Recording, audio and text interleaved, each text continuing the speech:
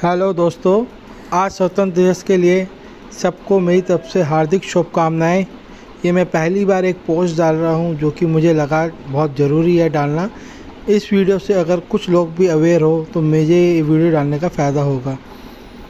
हर साल पतंग के मांझे से कई मासूम पक्षी अपने पर और पैर खो देते हैं। वो ज़िंदगी भर के लिए उड़ नहीं पाते। आज 15 अगस्त के दिन हम किसी की आज़ादी नहीं छीन सकते। उनको पूरा अधिकार है आसमान में खुला उड़ने की। तो अगर आप पतंग उड़ा रहे हो तो बहुत ध्यानपूर्वक उड़ाएं और ऐसा मांझा यूज़ करें जो उनके लिए नुकसान ना